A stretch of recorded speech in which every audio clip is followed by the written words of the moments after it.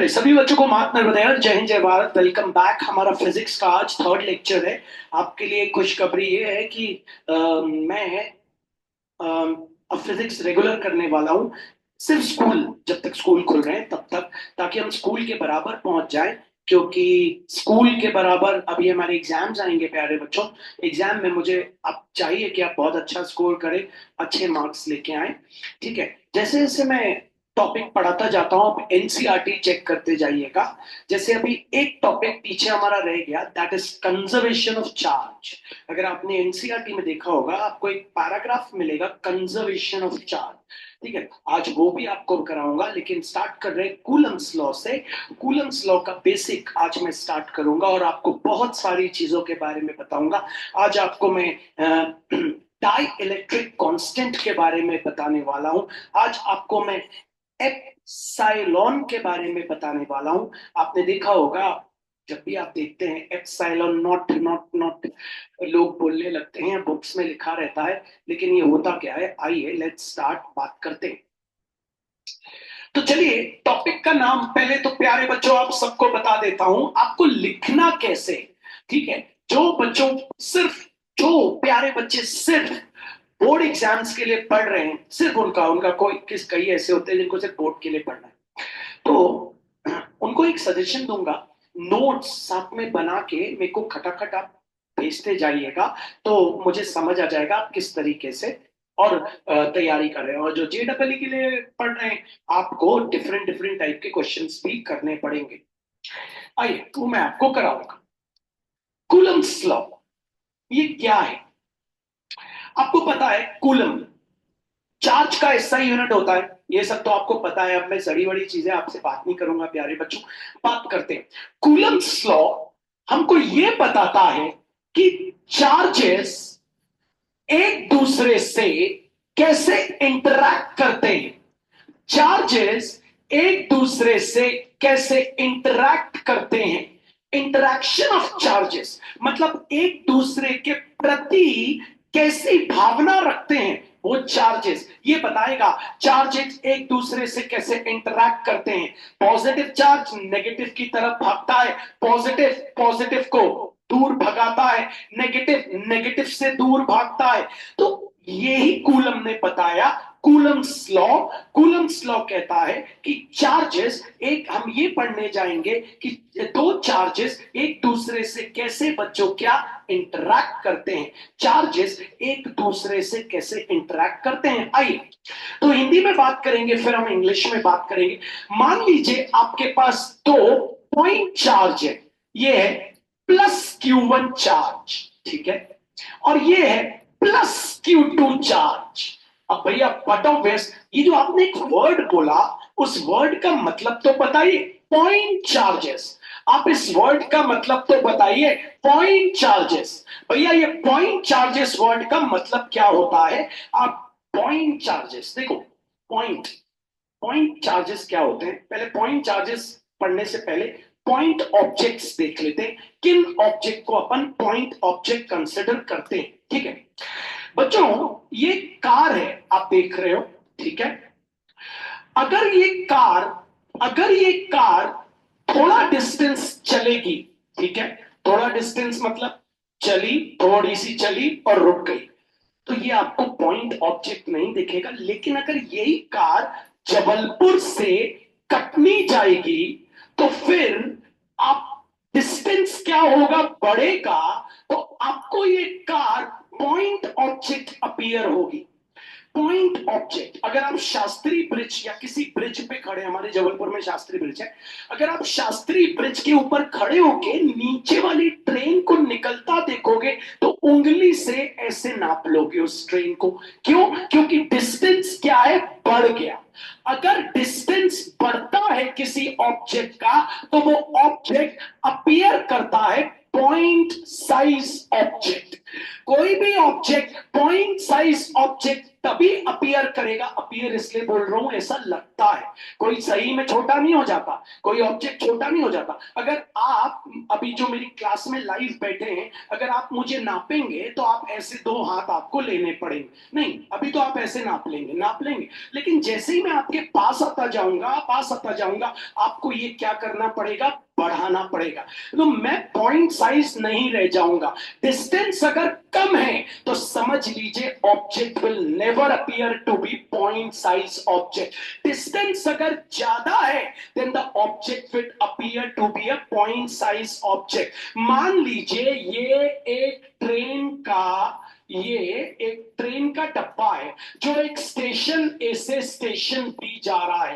क्या ये point size है? हाँ भैया, क्योंकि एक स्टेशन से दूसरे स्टेशन अगर जा रहा है तो डिस्टेंस क्या हो रहा है, बढ़ रहा है। और जितना डिस्टेंस बढ़ेगा प्यारे बच्चों, उतना ज्यादा ऑब्जेक्ट क्या होगा, पॉइंट साइज अपीयर करेगा।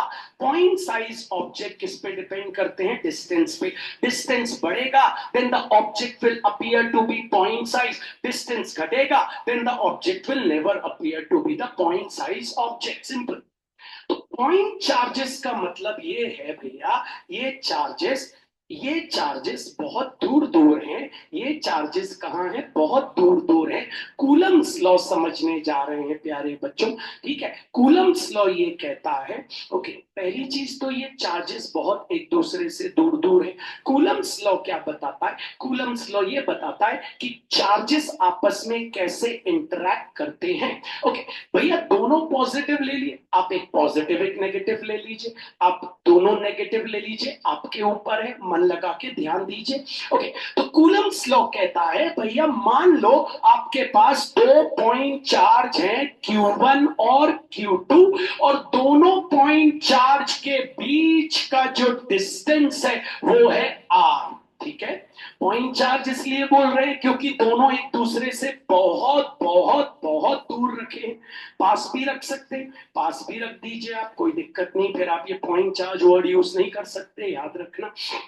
ओके, तो चलिए, ओके, तो कूलम्स लॉ आपको ये बताएगा कि दो चार्जेस एक दूसरे से आपस में इंटरैक्ट कैसे करेंगे। तो आप ले लीजिए दो चार्ज, पहला वाला चार्ज है आपका प्लस Q1 चार्ज, दूसरा वाला चार्ज है आपका प्लस Q2 चार्ज। दोनों चार्ज की जो सेंटर वाली लाइन है उसको जोड़ दीजिए। दोनों चार्ज की सेंटर वाली लाइन को क्यों जोड़ दिया, क्योंकि कूलम कहते थे ये वाला चार्ज इस पे फोर्स लगाएगा, ठीक है, भगाने के लिए। ये वाला चार्ज इस पे फोर्स लगाएगा भगाने के लिए। तो कूलम कहते थे अगर ये इस पे फोर्स लगाएगा तो उधर भी जा सकता है, इधर भी जा सकता है, इधर भी जा सकता है।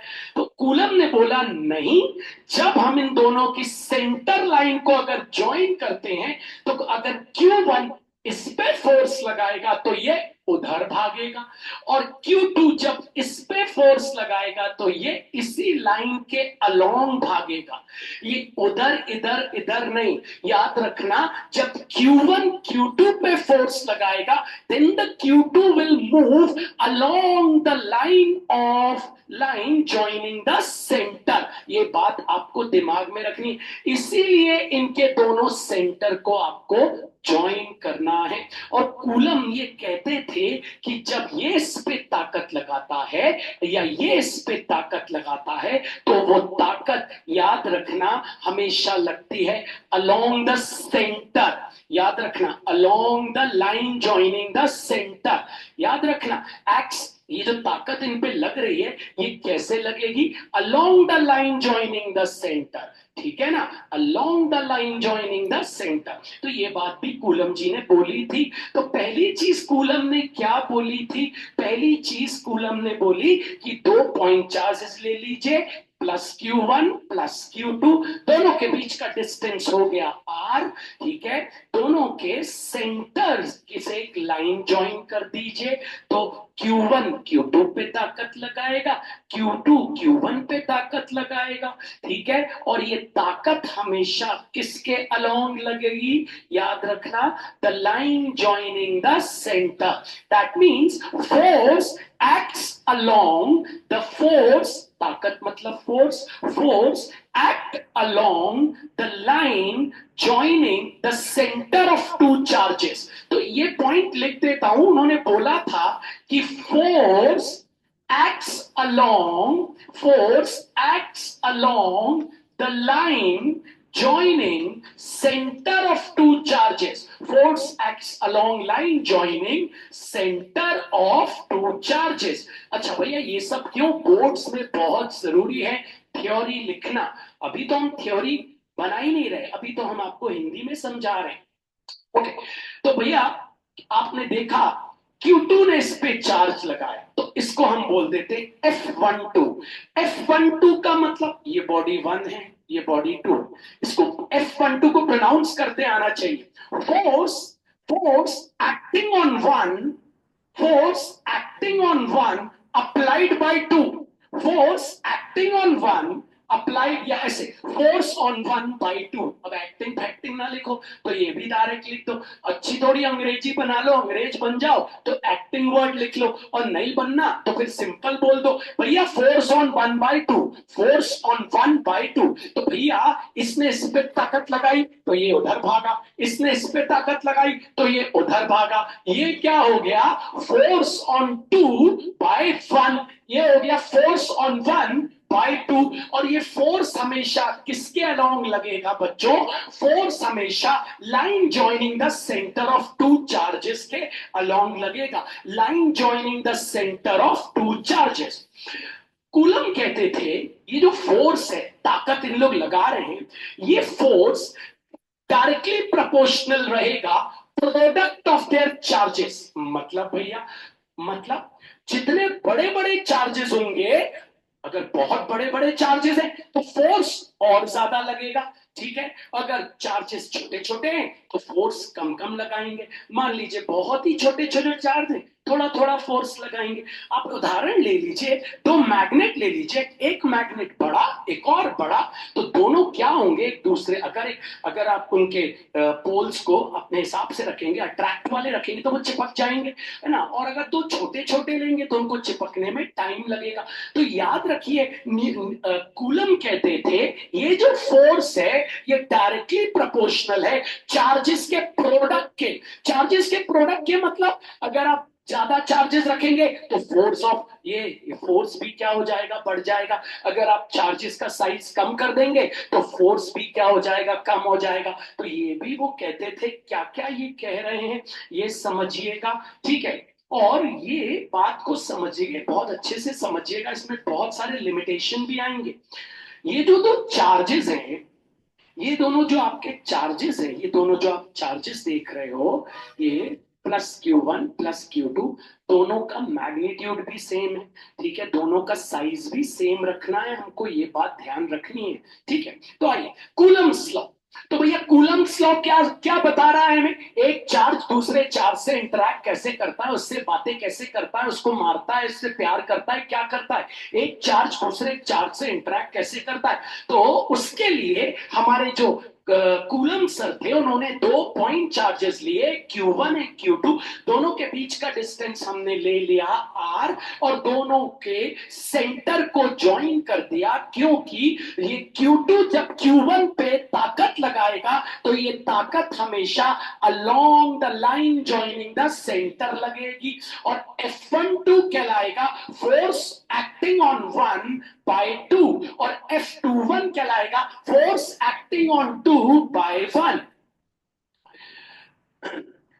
कूलम कहते थे कि ये जो फोर्स है रिपल्शन का, this is directly proportional to product of their charges, और वो ये कहते थे ये force inversely proportional to square of distance between them. वो बोलते थे ये फोर्स उनके डिस्टेंस का इनवर्सली प्रोपोर्शनल है। इसको याद रखना, इनवर्स स्क्वायर लॉ भी कहते हैं।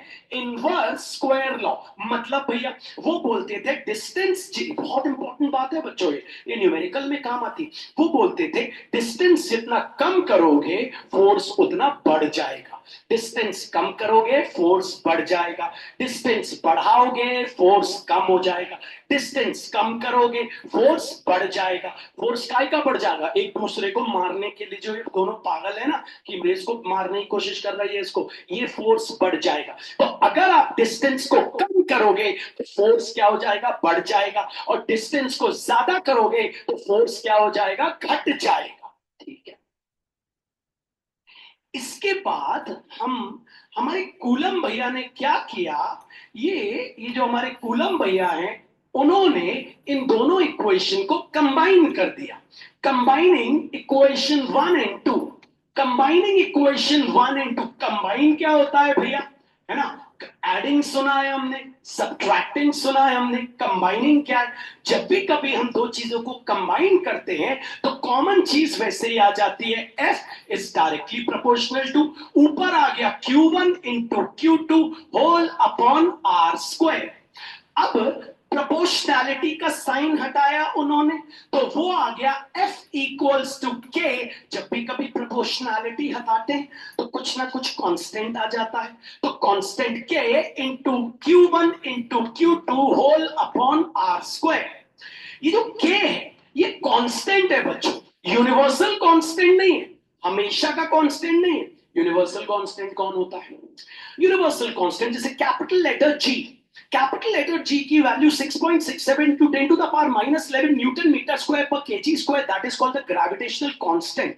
वो हमेशा फिक्स्ड है, वो भैया यूनिवर्सल कांस्टेंट। ठीक है, अभी हम बात यहां पे कहां चले गए भैया, के कांस्टेंट है, याद रखना यूनिवर्सल कांस्टेंट नहीं है। के आपका सिंपली क्या है? कांस्टेंट। याद रखिएगा के आपका सिंपली कौन है? कांस्टेंट। ठीक है, अब के की वैल्यू क्या होती है? 1/4 पाई, कुछ भी मत बोलिएगा, पहले भैया से सीखिएगा, कुछ भी मत बोलिएगा, ठीक है? 1/4 पाई एप्सिलॉन, दैट्स ऑल, कुछ नहीं लगाइएगा। 1/4 पाई एप्सिलॉन। भैया ये क्या है? आइए बात करेंगे अब।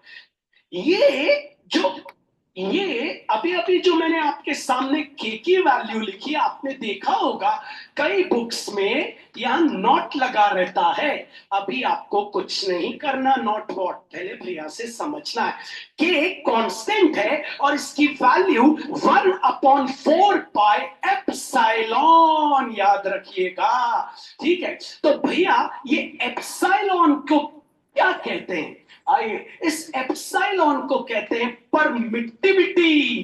परमिटिविटी और डाई इलेक्ट्रिक कांस्टेंट, और डाई इलेक्ट्रिक कांस्टेंट याद रखिएगा, डाई इलेक्ट्रिक कांस्टेंट याद रखिए, परमिटिविटी और डाई इलेक्ट्रिक कांस्टेंट। अब ये क्या होता है? अब ये क्या होता है? आइए मन लगा के ध्यान देते हैं, अब इसको समझते हैं, फिर आगे बढ़ेंगे, फिर बात करेंगे इसकी वैल्यू क्या होगी, है ना? परमिटिविटी का मतलब क्या होता है? यहीं से एक वर्ड आ रहा है, देखो, परमिट, परमिशन।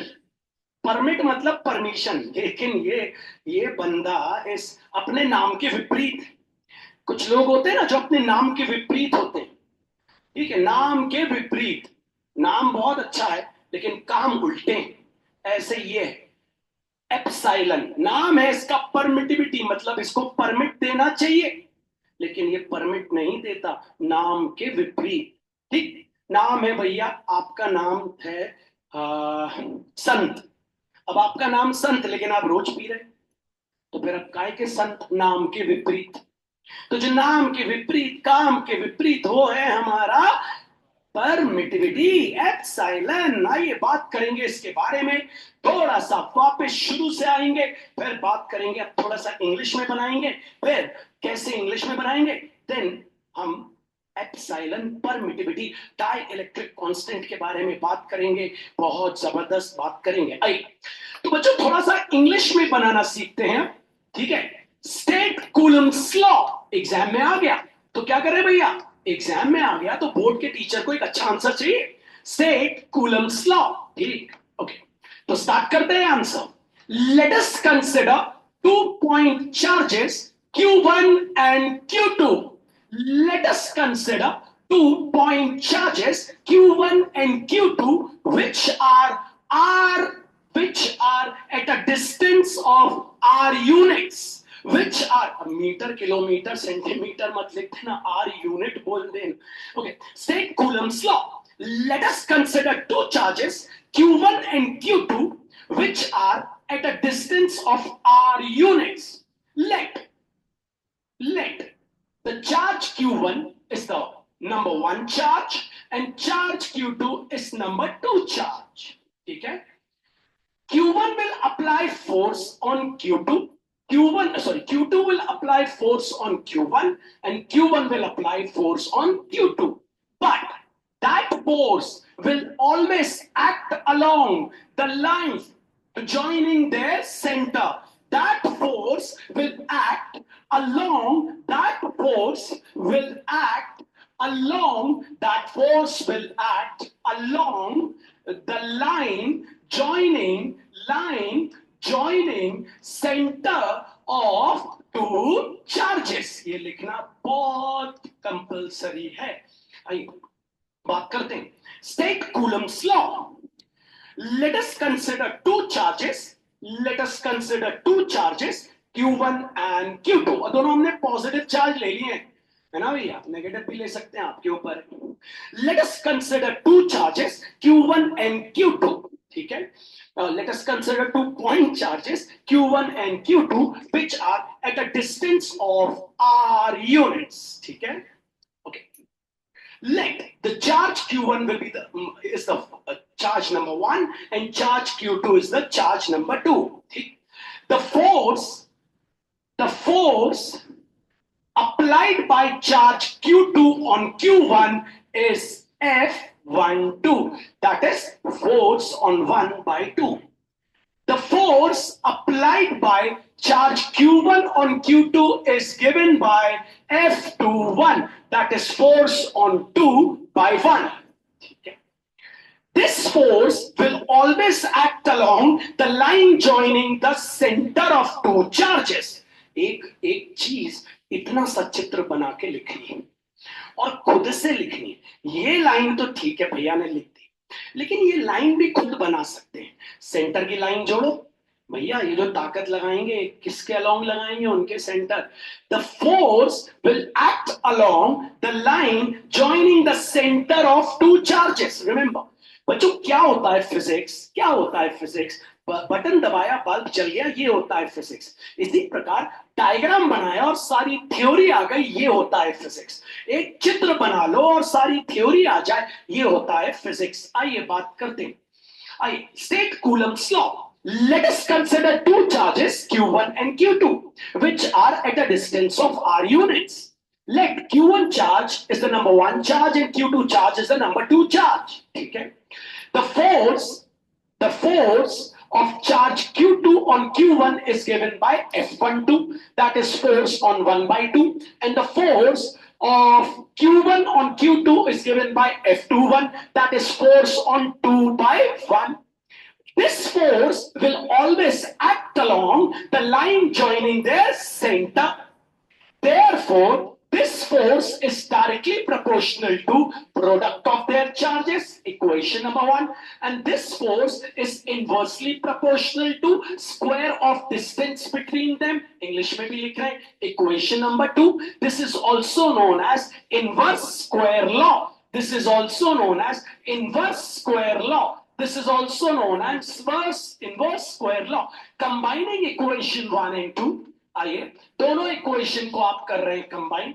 जब भी कभी आप दो इक्वेशन को कंबाइन करते हैं, कॉमन चीज वैसे आ जाएगी। तो F is directly proportional to Q1 into Q2 whole upon R square. Removing proportionality sign, F equals to K into Q1 into Q2 whole upon R square, where K is called constant, and K equals to 1 upon 4 pi।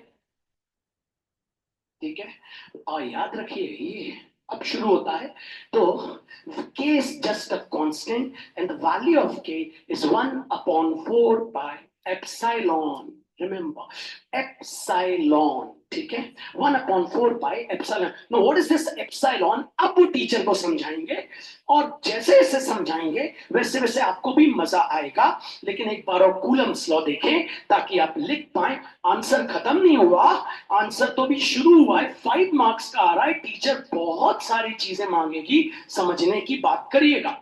तो चलिए teacher की बात हम भी मान लेते हैं। Okay, state Coulomb's law. Let us consider two point charges Q1 and Q2, which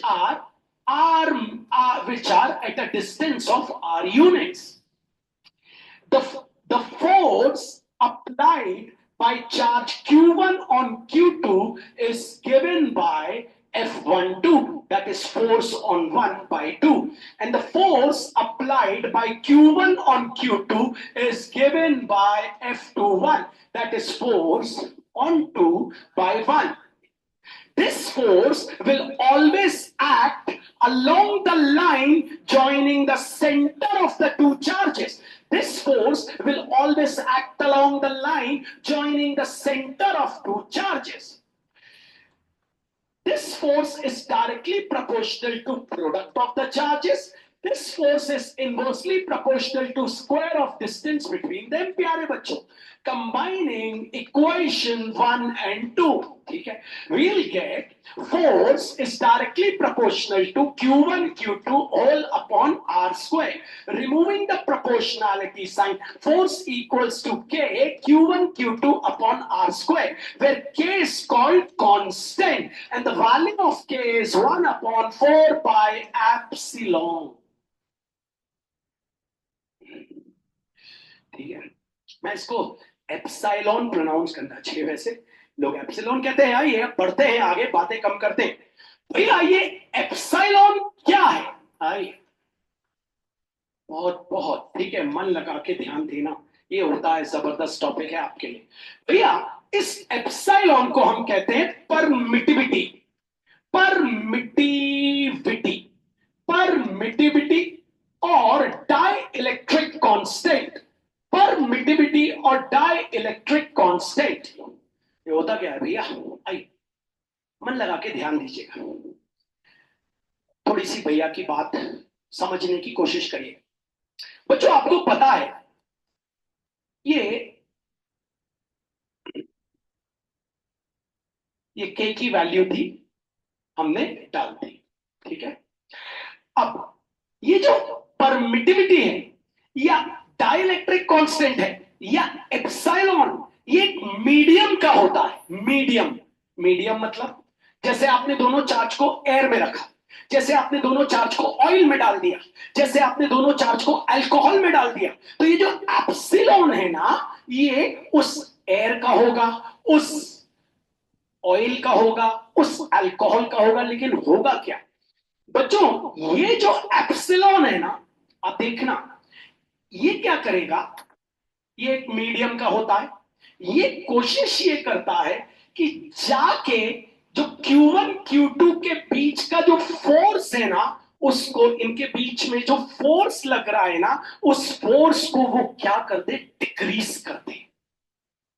मतलब ये एप्सिलॉन या परमिटिविटी नाम से परमिट देगा, परमिट देना चाहिए, फोर्स बढ़ाना चाहिए, लेकिन ये इनके फोर्स को कम कर देगा। भैया सिद्ध करके दिखाओ। एक बात बताओ, ये नीचे है, आपको पता है ये एप्सिलॉन जितना बड़ा होता जाएगा, जितना बड़ा होता जाएगा, उतना ये आंसर यहां का छोटा होता जाएगा। क्योंकि अगर मैं आपसे बात करूं 8/2, आंसर आया 4। देखिएगा प्लीज, नीचे बढ़ा रहा हूं, 8/4 नीचे बढ़ा रहा हूं, आंसर आ जाएगा 2। अब देखिए 8/8 आंसर आ जाएगा 1। अब देखिए 8/16 आंसर आ जाएगा 0.5। ये एप्सिलॉन जितना बढ़ता जाएगा उतना जो फोर्स है वो क्या हो रहा है बच्चों, कम होता जाएगा।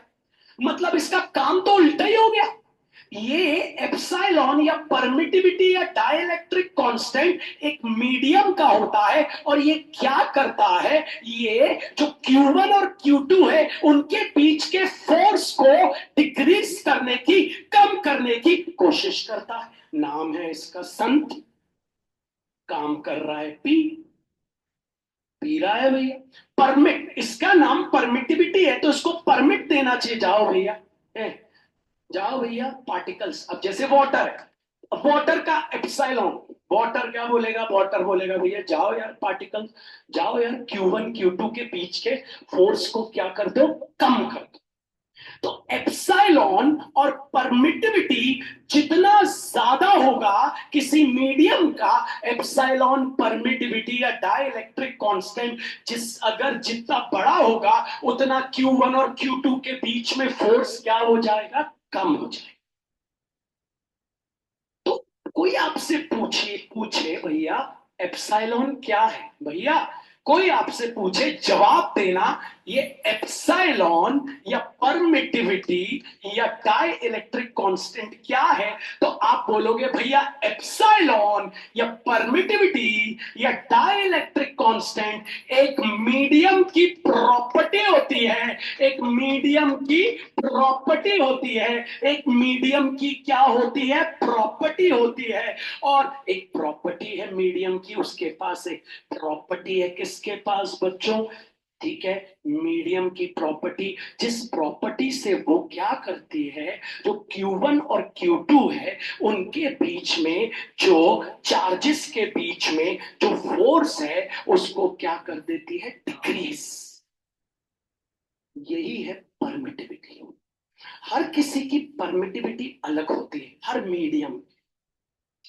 आप बस इतनी बात भैया की ध्यान रखना, जब आप परमिटिविटी पढ़ रहे हो तो आपको चीजों को अंडरस्टैंड करना है। परमिटिविटी, ठीक है, एप्सिलॉन, या आप पढ़ रहे हो डाई इलेक्ट्रिक कांस्टेंट, तीनों एक ही।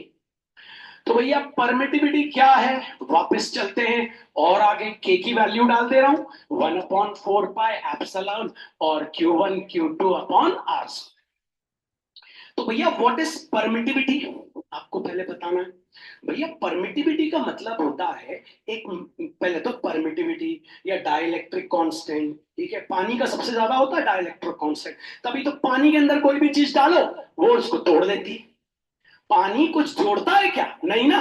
पानी के अंदर आप कोई भी सॉलिड चीज डालो, पानी उससे क्या कर देगा, तोड़ देगा। That's why it's called excellent solvent. तो पानी का डाइलेक्ट्रिक कांस्टेंट अर्थात परमिटिविटी क्या होती है, ज्यादा, सबसे ज्यादा। आप बोल सकते हो सबसे ज्यादा, थोड़ी देर के लिए सबसे ज्यादा। खैर हम अभी जिस पे हैं, तो परमिटिविटी और डाइलेक्ट्रिक कांस्टेंट क्या है भैया, एक मीडियम की प्रॉपर्टी है, और उस प्रॉपर्टी से वो क्या करती है, जो चार्जेस हैं उनके बीच के फोर्स को क्या कर देती है, डिक्रीज कर देती है। तो परमिटिविटी और डाइलेक्ट्रिक कांस्टेंट, और प्यारे बच्चों एप्सिलॉन का मतलब होता है the property of a medium to decrease the force between the two charges. ध्यान देना, अब बात को समझना, बात को समझना, थोड़ा सा बात को समझोगे तो बात करेंगे।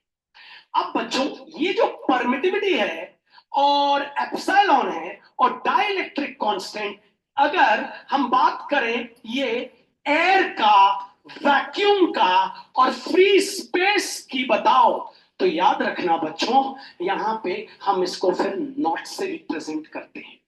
याद रखिएगा, एप्सिलॉन नॉट का मतलब होता है permittivity of air, vacuum and free space. तीनों की एक लिए फिजिक्स यहीं तो गड़बड़ा गया। वैक्यूम, एयर और फ्री स्पेस, इसकी परमिटिविटी सबसे, विश्व में, यूनिवर्स में सबसे कम होती है। अब एयर, वैक्यूम और फ्री स्पेस तीनों एक ही माने जाते हैं फिजिक्स। तो परमिटिविटी ऑफ एयर, वैक्यूम और फ्री स्पेस को आप रिप्रेजेंट करते हो एप्सिलॉन नॉट से, और इसकी वैल्यू याद रखनी है 8.85 इंटू 10 टू द पावर -12। याद रखिएगा कि एयर, वैक्यूम और फ्री स्पेस की परमिटिविटी याद रखिए एप्सिलॉन नॉट की value 8.85 into 10 to the power -12। याद रखिएगा किसी भी हाल में एप्सिलॉन नॉट की वैल्यू किसके लिए, एयर, वैक्यूम और फ्री स्पेस होता है 8.85 इंटू 10 टू द पावर -12।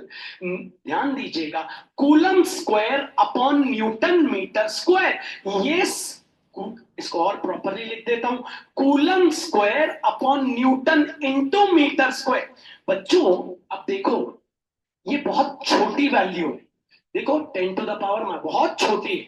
अगर एप्सिलॉन नॉट आपका छोटा होगा तो आपको पता है फोर्स, आपको पता है ज्यादा होगा। तो अगर मैं बात करूं एप्सिलॉन नॉट, छोटा एप्सिलॉन नॉट क्यों बोल रहा हूं, क्योंकि इसके केस में ये छोटा है। तो एफ नॉट मतलब ये फोर्स क्या होगा, बढ़ेगा, ज्यादा रहेगा फोर्स। एप्सिलॉन नॉट जितना बड़ा होता जाएगा वो इनके बीच में फोर्स को डिक्रीज करता जाएगा। एप्सिलॉन नॉट छोटा रहेगा मतलब परमिटिविटी छोटी रहेगी। अगर ये वैल्यू छोटी है तो आपको पता है अगर नीचे वैल्यू छोटी है तो ऊपर आंसर बड़ा आएगा, टोटल आंसर आपका बड़ा आएगा। तो याद रखिएगा, अब मैं आपको और डीप में लेके जा रहा हूं, जैसे जैसे आगे बढ़ेंगे वैसे वैसे बेसिक स्ट्रॉन्ग होंगे और वैसे वैसे हम बात करेंगे परमिटिविटी के बारे में और डाई इलेक्ट्रिक कांस्टेंट के बारे में। ठीक है, मन लगाइएगा। तो एक बार शुरू से आ रहा हूं आपके लिए ताकि कूलम्स लॉ इंग्लिश में लिख पाए और परमिटिविटी को और अच्छे से आगे डीप तक ले जाएं। ठीक है, आइए Coulomb's law. Let us consider 2 point charges Q1 and Q2, and the distance between these two charges is R units. The force applied by charge Q2 on Q1 is given by F12, that is force on 1/2, and the force applied by charge Q1 on Q2 is given by F21, that is force on 2/1. This force will always act along the line joining their center. Therefore, force is directly proportional to Q1 into Q2. Equation number 1. Force is inversely proportional to 1 upon R square. Equation number 2. This is known as inverse square law. Combining equation 1 and 2, force is directly proportional to Q1 Q2 upon R square. Removing the proportionality sign, force equals to K into Q1 Q2 upon R square, where K is called constant and the value of K is always equals to 1 upon 4 pi epsilon, where epsilon is called permittivity, where epsilon is called permittivity or dielectric constant, where epsilon is called permittivity or dielectric constant. Epsilon or permittivity can be defined as the property of a medium, the property of any medium to decrease the force between charges Q1 and Q2. Epsilon or permittivity or dielectric constant can be defined as the property of a medium to decrease the force between the charges Q1 and Q2.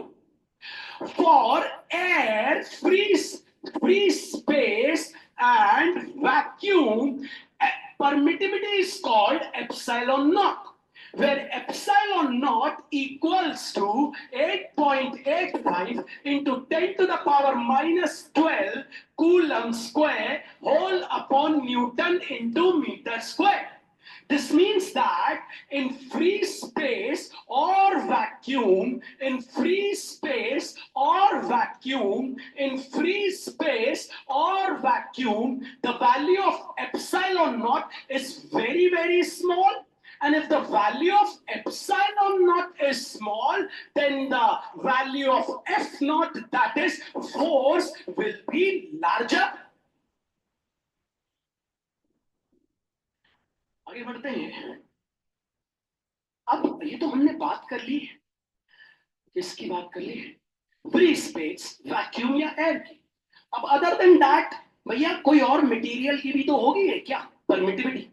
तो याद रखिएगा, जीवन में धीरे धीरे चीजों को समझ के आगे बढ़ते हुए हम बातों को समझेंगे। याद रखना, permittivity of any medium, permittivity or epsilon m or dielectric constant of any medium is always greater than permittivity of free space or air or vacuum। अब आपको पता है यहां पे परमिटिविटी ज्यादा है। अच्छा, इसका मतलब बता सकते हैं परमिटिविटी ज्यादा है का मतलब? हाँ भैया, अगर परमिटिविटी ज्यादा है मतलब नीचे बड़ा नंबर है, नीचे बड़ा नंबर है तो ऊपर आपको पता है भैया Q1 और Q2 के बीच का फोर्स क्या हो जाएगा, कम हो जाएगा। ठीक है, अब मतलब अब दोनों के फोर्स की बात करते हैं। यहां परमिटिविटी ज्यादा है, आपको पता है, यहां परमिटिविटी कम है, यहां परमिटिविटी कम है। अगर परमिटिविटी कम है मतलब नीचे एप्सिलॉन नॉट की वैल्यू कम है तो ऊपर फोर्स बढ़ेगा, बढ़ता बड़ा ज्यादा रहेगा, मतलब यहां फोर्स इस तरफ ज्यादा है। वापस समझिए, आइए वापस धीरे धीरे चल रहे हैं। अब अपन दूसरे मटेरियल की बात करेंगे। दूसरे मटेरियल की परमिटिविटी याद करते करते तो मर जाएंगे भैया, यहां तो हमें उसकी याद नहीं हो रही। किसकी? किसकी? फ्री स्पेस की याद नहीं हो रही, वाटर की क्या याद करें, ग्लास की क्या याद करें। ग्लास में भी कितने सारे गिलास, एक वो गिलास, एक ये गिलास, एक वो गिलास, कौन सा गिलास? तो भैया इसीलिए फिजिक्स ने बनाई रिलेटिव परमिटिविटी, कि भैया सबकी याद ना करना पड़े। भैया रिलेटिव परमिटिविटी अगला टॉपिक शुरू हो रहा है, लेकिन मेहनत आपको फिर करनी है। वापस आते हैं शुरू से, बोर्ड के लिए भी आंसर बनाने। मुझसे कई बोर्ड वाले बच्चे भी प्यारे आप लोग जुड़े हैं, आपने बोला है भैया आंसर भी बनाने की टेक्निक बताओ। टेक्निक बड़ी सिंपल है प्यारे बच्चों, मेहनत करिएगा। आइए, मैं आपसे तीसरी बार बात कर रहा हूँ। आप बोलेंगे यार भैया यार वही वही वही तीसरी बार क्या हुआ है? कई कैटेगरी के बच्चे मुझसे पढ़ते हैं, अकेले आप लोग नहीं है, सबको साथ लेके चलना पड़ रहा है, इसीलिए ठीक है, थोड़ा सह लीजिएगा।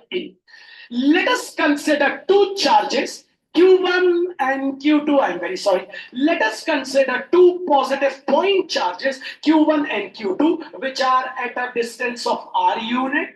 The force acting on Q1, Q2, the force applied by Q2 on Q1 is given by F12, that is force on 1 by 2, and the force applied by charge Q1 on Q2 is given by F21, that is force on 2 by 1.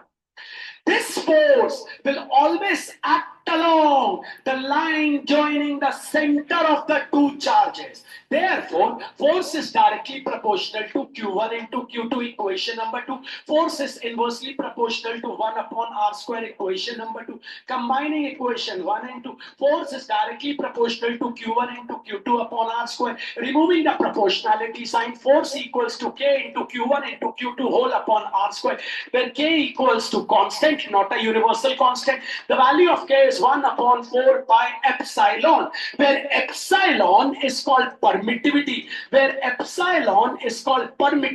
or dielectric constant, where epsilon is called permittivity or dielectric constant. Epsilon of permittivity can be defined as the property of a medium through which it can decrease the force between charges Q1 and Q2. The permittivity or dielectric constant of free space or air or vacuum is given by epsilon naught, where epsilon naught equals to 8.85 into 10 to the power minus 12 coulomb square whole upon Newton into meter square. Okay, force is equals to 1 upon 4 pi epsilon naught into Q1 into Q2 upon R square. Since in free space or air or vacuum, the value of epsilon naught is very small, therefore the force FO dash will be very larger, because the value of epsilon naught is very small. That's why the force will be very large. Hopefully आपको समझ आया। Okay. तो चलते हैं next topic की ओर, relative permittivity. अब आपका answer आएगा, कूलम्स लॉ आपका खत्म हो गया है ना। अब अगला टॉपिक आएगा रिलेटिव परमिटिविटी। मेहनत करिएगा, जबरदस्त मजा आएगा आपको भी, और मजा ही करिएगा इसमें, ठीक है। ऐसा नहीं कि आप इसको छोड़ दीजिएगा, ठीक है। और चलिए स्टार्ट करते हैं अगला, आज का अगला टॉपिक, रिलेटिव परमिटिविटी। रिलेटिव मतलब दूसरे मीडियम की परमिटिविटी। रिलेटिव परमिटिविटी मतलब दूसरे मीडियम की परमिटिविटी। रिलेटिव परमिटिविटी मतलब दूसरे मीडियम्स की, दूसरे मतलब हमने बात कर ली फ्री स्पेस की, हमने बात कर ली एयर की, हमने बात कर ली वैक्यूम की, अब हम बात करेंगे दूसरे मीडियम। तो दूसरे मीडियम की परमिटिविटी, दूसरे मीडियम की परमिटिविटी। तैयार है सब? सबसे पहले मुझे बताइए कूलम्स लॉ किस किस को आ गया। एक तो क्वेश्चन करूं आपसे। पहला पहला क्वेश्चन मेरा बहुत सिंपल है, आप सब मुझे बताइएगा तो मजा आएगा, ठीक है। पीछे आ जाता हूं, यहीं पे करता हूं। If permittivity of a medium is greater than permittivity of free space, air or vacuum, then हाथों पर फोर्स कहाँ ज्यादा होगा। ठीक है, गुड। इसको करने का एक तरीका बताऊं, देखो यहाँ परमिटिविटी क्या है, ज्यादा। परमिटिविटी क्या है, ज्यादा। फोर्स क्या हो जाएगा, कम।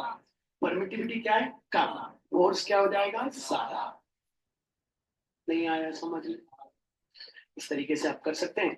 तो चलिए टॉपिक को स्टार्ट करते हैं। तो भैया बात यहाँ पे है रिलेटिव परमिटिविटी क्या है, ठीक है।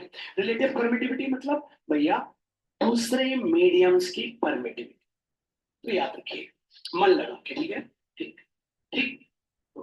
तो बहुत मन लगा के, तो भैया दूसरे मीडियम की जो परमिटिविटी होती है, दूसरे मीडियम की जो परमिटिविटी होती है, दूसरे मीडियम की जो परमिटिविटी होती है, वो दूसरे मीडियम की जो परमिटिविटी होती है, वो हमेशा जो वैक्यूम है, जो एयर है, जो स्पेस है, उसकी परमिटिविटी का कुछ गुना होती है, कुछ गुना दूसरे मीडियम की। रिलेटिव मतलब होता है कितने गुना, दूसरे मीडियम की परमिटिविटी कितने गुना है। किसके गुना है भैया, कितने गुना किसके भैया, किसके, फ्री स्पेस की परमिटिविटी या एयर की परमिटिविटी या आप वैक्यूम की परमिटिविटी के कितने गुना है, ठीक है। तो अगर कोई हमसे बोले भैया वाटर की परमिटिविटी निकालो, तो अगर हमें बस ये पता चल जाए कि ये कितने गुना है,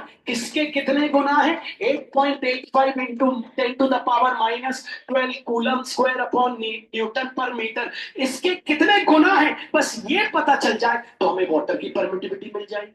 तो रिलेटिव परमिटिविटी का मतलब होता है एक मीडियम की परमिटिविटी फ्री स्पेस वैक्यूम या एयर की परमिटिविटी के कितने गुना है। रिलेटिव परमिटिविटी का मतलब होता है कितने गुना है, कितने गुना है, मतलब समझ आया, कितने गुना है मतलब भैया 4 टाइम्स है, 5 टाइम्स है, 6 टाइम्स है, तो किसकी मिल जाएगी भैया परमिटिविटी, है ना। अच्छा, जब आप किताबों में देखेंगे तो वहां आपको ऐसा फॉर्मूला दिखेगा, रिलेटिव परम ऐसा मिलेगा, देखिएगा, relative permittivity equals to relative permittivity of medium upon relative permittivity of air और स्पेस और वैक्यूम, ऐसा मिलेगा। लेकिन ये रेक्टिफाई हो जाएगा। रिलेटिव परमिटिविटी का मतलब होता है कि रिलेटिव परमिटिविटी का मतलब होता है कि एक मीडियम की परमिटिविटी कितने गुना है, किसकी परमिटिविटी से भैया, एयर की, फ्री स्पेस की, वैक्यूम की। तो व्हाट इज रिलेटिव परमिटिविटी, लोग बोलते हैं ऐसा बोलते हैं, relative permittivity is the ratio of permittivity of medium to permittivity of free space, ऐसा बोलते हैं हर टीचर। मैं बड़ा खुश हूं ऐसा बोलते हैं, लेकिन ऐसे में समझ कैसे आएगा, रिलेटिव परमिटिविटी क्या है भैया? रिलेटिव परमिटिविटी हमें ये बताती है कि कोई मीडियम की permittivity free space, vacuum, air की परमिटिविटी के कितने गुना है। What is relative permittivity? Relative permittivity tells us relative permittivity tells us the permittivity of a medium is how many times the permittivity of air, vacuum or free space. Relative permittivity tells us that the permittivity of a medium is how many times of permittivity of air, permittivity of vacuum or permittivity of free space. Relative permittivity tells us that the permittivity of medium is how many times of permittivity of free space, permittivity of air, permittivity of vacuum. दोनों फॉर्मूले में से ये formula जबरदस्त, मन लगाना। ठीक है, तो चलो वापस रिलेटिव परमिटिविटी चालू करें। तो इसका formula relative permittivity equals to, आपको पता है अभी अगर रेशियो में लिखेंगे तो कैसे लिखेंगे? Relativity of medium whole upon relativity of free space, air और वैक्यूम। लेकिन आपको इसको कैसे लिखना है आपको पता है ना, इसको इधर लिख दो। बोलो, permittivity of medium equals to relative permittivity into permittivity of air, vacuum or free space. Relative permittivity can be defined as the permittivity of the relative permittivity can be defined as that how many times the permittivity of a medium is how many times the permittivity of air, free space और vacuum। पहले तो आप ये फॉर्मूले दोनों कंठस्थ कर लो, हो गए? पक्का श्योर? पक्का?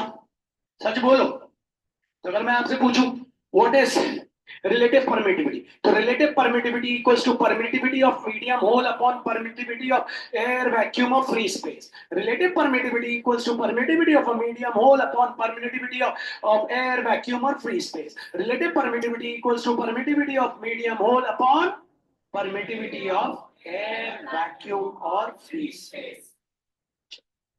अब आपको ये प्रूफ करना है, मान लीजिए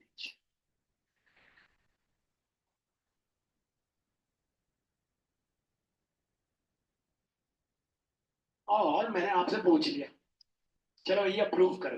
पहले तो ये पढ़ो, ये क्या है भैया? भैया ये फोर्स है। किसका फोर्स? जब भैया परमिटिविटी हमने कौन सी ली? जब हमने परमिटिविटी कौन सी ली थी भैया? फ्री स्पेस, वैक्यूम और एयर। तब एफ नहीं लिखेंगे, क्या लिखेंगे? F not. और ये क्या है भैया? Force of a medium. अब आपको ये प्रूव करना है कि भैया force of a medium called air, वो air से free space और vacuum upon force of any medium is equals to relative permittivity। चले करते हैं, बहुत आसान है, मन लगाओ 2 मिनट में। ठीक, लेफ्ट हैंड साइड ले ले, हैं मैथ्स, हाँ left hand side maths. F not upon F M, F not का form 1/4 pi epsilon not Q1 Q2 whole upon R square whole upon F of m 1/4 pi epsilon m into Q1 into Q2 whole upon R square. इसको लिखते जाना भैया, F not upon F m। Tata bye bye गया, it's gone, take care. Tata bye bye गया, it's gone, take care. Tata bye bye गया, it's gone, take care. यहां क्या बचा है? 1/एप्सिलॉन नॉट। एप्सिलॉन नॉट नहीं बचा, 1/। यहां क्या बचा है? 1/एप्सिलॉन एम। उल्टा हो गया, तो F O upon F M equals to epsilon M upon epsilon naught. अभी अभी आपने भैया से 5 मिनट पहले ये फॉर्मूला याद किया है कि भैया epsilon M upon epsilon naught equals to epsilon R, epsilon M upon epsilon naught equals to epsilon R. क्या लिखेंगे? हो गया भैया मुर्गी के।